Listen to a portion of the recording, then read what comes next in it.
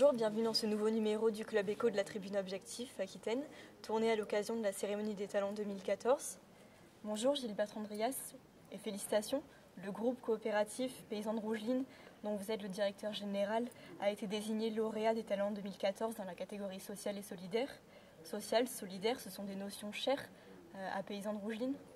Oui, bonjour. Donc effectivement, voilà, quand on est des paysans, quand on est très finalement ancré sur un territoire, le territoire aquitaine en particulier, ce sont des mots et des actions aussi surtout qui veulent dire quelque chose au sein de l'entreprise.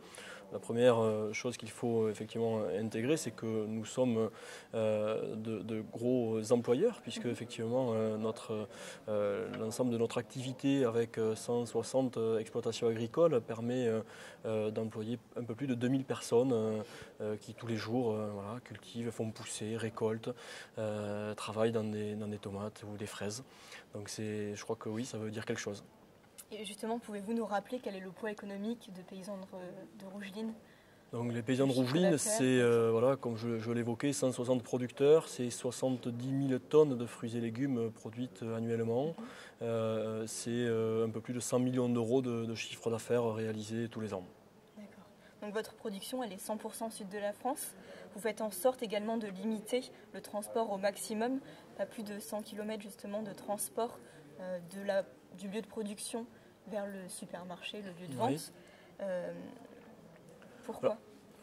Alors oui, nous sommes effectivement engagés sur plusieurs territoires du sud de la France, dont l'Aquitaine, avec effectivement une zone traditionnelle qui est le Lot-et-Garonne et la région de Marmande, mais plus récemment aussi le département des Landes, qui se développe beaucoup d'ailleurs pour nous en termes de production ces dernières années. Nous sommes aussi dans le Roussillon et sur le Grand Bassin provençal, donc avec un accent très sud effectivement pour les paysans de Rougeline. Et quelle place prend l'innovation dans votre stratégie ?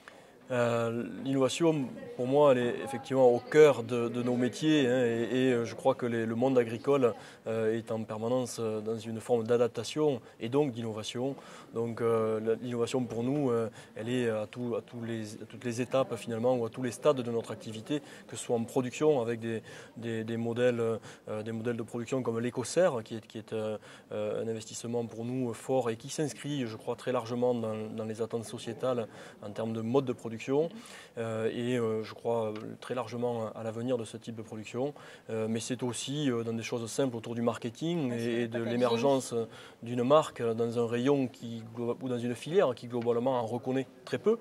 Donc nous avons fait ce pari-là il y a déjà de nombreuses années et donc nous investissons sur des choses simples, mais en tout cas où nous pensons toucher avec un peu d'émotion l'ensemble des consommateurs qui consomment les fruits et légumes des paysans de Rougeline. Et le pari est gagnant. Je l'espère. Merci Gilles-Bertrand Drias, encore bravo pour ce prix. Merci à vous de nous avoir suivis sur le Club Éco. Rendez-vous dans un prochain numéro. Passez une bonne journée. Merci.